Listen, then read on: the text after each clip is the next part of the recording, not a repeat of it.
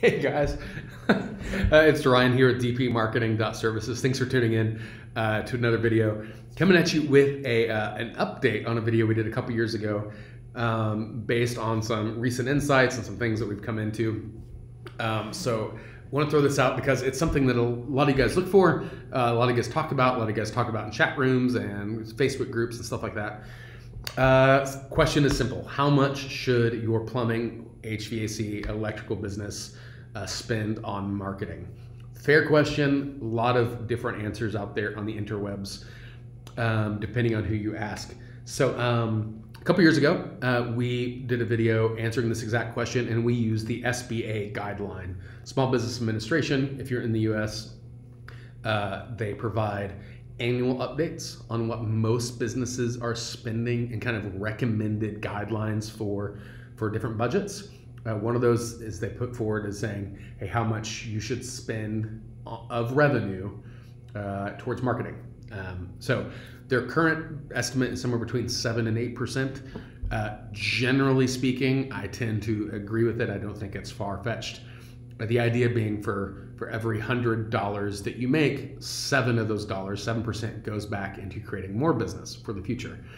And from the SBA's guidelines, that is to maintain your company's current size. So if you're wanting to grow larger, then you're going to need to invest a little bit more than 7%. And from the SBA's guidelines, if you want to stabilize, then kind of reduce it back to 7%. The idea, 7% is kind of a comfortable margin. So here's kind of the update part. So in general, I would agree that 7% is a comfortable range. If you're talking to a salesperson, I've heard a lot of salespeople throw all kinds of numbers as far as what you should spend. So here's kind of where we're thinking today. I'd love to know your thoughts based on your own experience. If you are a small shop, small like 1, 2, 3-man shop, or you're fairly new, chances are you probably don't have a lot budgeted for marketing as it is. I would absolutely encourage you to get 5% of your revenue as a bare minimum and 7% as an ideal target. And the reason I say that, it's not crazy for us to talk to guys who have never paid for marketing. They've never budgeted it for it. They've never done anything really, and they're fairly small. And so for them to go from 0% to 3% can be a jump, right? So if you're a small shop, try to work your way up to 7%, just as a business metric.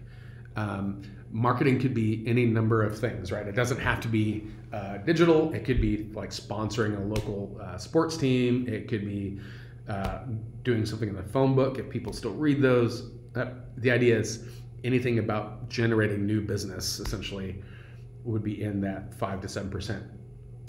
If you're a company that is, let's say you're between 1 and 4 million, I think where I would fall now is you absolutely need to be between 7 and 10%, depending on the time of year. If it's busy, if you know it's busy season, so for instance, if you're an HVAC contractor and it's the middle of summer, you can probably get away with spending less than 7% during the busy season. The calls are going to come no matter what. So you could probably throttle back a bit, but then during the slower season, that's the time you kind of ramp stuff up a bit. We also have guys who do the opposite, who during the busy season, they do everything. They're on Angie's List, Home Advisor, Yelp, Facebook. They want all the leads they can. And then during the slower season, they just kind of port back to their core services. Maybe it's Facebook, maybe it's SEO. So there's a couple different ways to do that depending on your particular business model.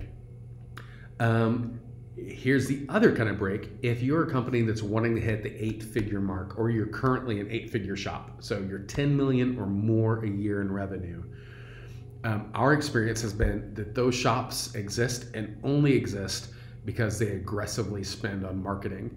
They do not keep it to 7%. It is not crazy to see a big shop spend 15, 16, 17% of revenue back on marketing. And when you get to an 8-figure size, one of the things that we've noticed shifts is the mindset of these companies. So as an example, if you're a $2.5 million shop, there's a lot of questions of, well, I can't do this marketing because I can't measure it. So I can't do radio because I can't measure it. And I can't do this because I can't measure it. And you got to make sure every dollar you can directly correlate to, hey, that's where we got that lead. 8-figure shops, at some point, they say they don't care. They still want to measure. They still want to know where things are coming from and what's working.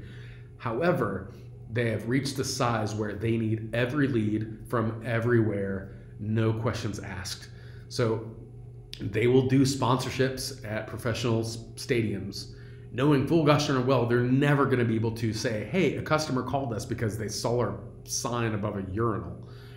That doesn't mean the company doesn't do it. It just means that that's in the mix. They're in the world of they need every lead from everywhere. So yes, they will be on buses. They will be on radio. They will be on billboards. They will be on TV. They will have solid SEO. They will be on Angie's List. They will be on Home Advisor. They will be on Porch.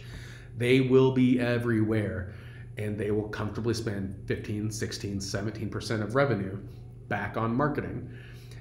For a company that's 8-figure size or larger, if this is you or if that's what you're wanting to do, the mindset shift is you are no longer thinking about efficiency in the traditional sense with marketing like you are with a $2.5 million shop of, I need to spend as little as possible so I know where that lead came from.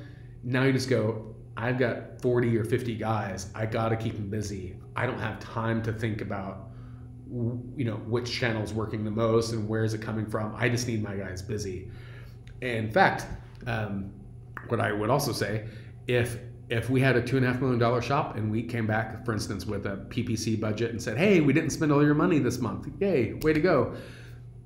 That company would probably take us to a steak dinner. Like, sweet, like money saved is how they see it. For an 8-figure shop, they would see that as a threat to their business and we would be unceremoniously fired.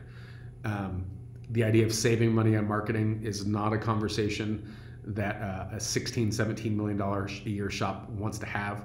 They want more leads. And if that costs them a little bit, they'll pay it. So it's kind of interesting to see how, there's the SBA guideline, which again, I think it's generally true. But I also think it breaks down to, like, if you're a smaller shop, sometimes paying 5% is a big deal, but you got to get there. You got to get to 5 to 7%. If you're somewhere below 5 million, you got to get like 7 to 10% of revenue back on marketing. And at some point, if your goal is 8 figures or above, if you want to be 10 million or more, you just got to be comfortable saying, okay, money's back on the table. We got to get the leads from everywhere.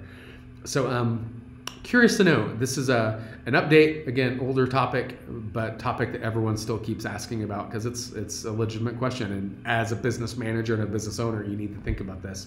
So would love to know what you have to think. Where's your percentage at? What do you think? What's your sort of goal? What's your guidelines? Leave a comment below. Let's hear from you. And as always, follow us on Facebook and subscribe on YouTube. We'll see you next time.